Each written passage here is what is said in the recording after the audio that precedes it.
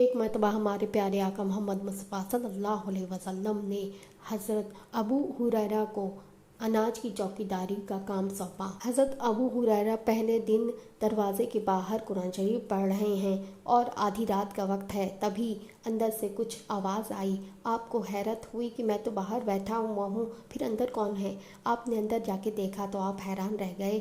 ایک بوڑھا بزرگ اناج اپنی بوری میں بھر رہا ہے۔ آپ کو جلال آ گیا۔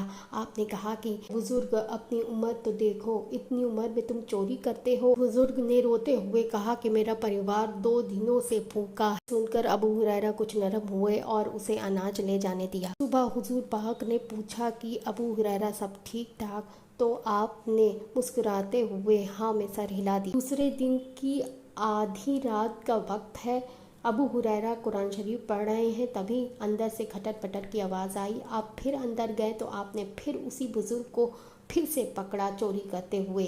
دوسری مرتبہ بھی بزرگ نے اپنے پریوار کے بھوکے رہنے کی بات بتائی اور ابو ہریرہ نے اس مرتبہ بھی اسے اناج لے جانے دیا۔ صبح کو حضور پاک نے ابو ہریرہ سے پوچھا سب ٹھیک ٹھاک؟ ابو ہریرہ مسکرا دیے۔ تیسری رات کا آخری پہر چل رہا ہے اور آپ قرآن شریف پڑھنے میں مشغول ہیں، تبھی اندر سے پھر کھٹر پٹر کی آواز آئی۔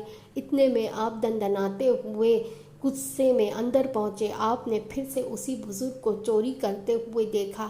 آپ نے اسے کرسی پہ بٹھایا اور رسی سے اس کے ہاتھ پیر باندھ دیے۔ بزرگ نے کہا کہ اگر میں تمہیں علم کی ایک بات بتاؤں تو کیا تم مجھے آزاد کر دو گے؟ اتنا سننا تھا کہ ابو ہریرہ کا غصہ کافور ہو گیا اور آپ خوشی سے جھوم اٹھے۔ ابو ہریرہ نے فرمایا کہ اگر تمہارے علم کی بات مجھے پسند آئی تو میں تمہیں ضرور چھوڑ دوں گا۔ بزرگ نے کہا کہ اگر کوئی شخص رات کو سوتے وقت صرف اور صرف ایک مرتبہ آیت الکرسی پڑھ کر سویا کرے تو اللہ رب العزت اس کے مال کی، اس کے گھر والوں کی، اس کے گھر کی حفاظت تو کرتے ہی ہیں، یہاں تک کہ اگر اس شخص کا اس رات کو انتقال بھی ہو گیا تو اللہ رب العزت اس کے نام جنت لکھ دیتے ہیں۔ صبح کو جب حضور پاک تشریف لائے اور ابو ہریرہ کو اداس دیکھا تو آپ نے پوچھا کیا بات ہے؟ ابو ہریرہ نے سارا ماجرا کہہ سنایا۔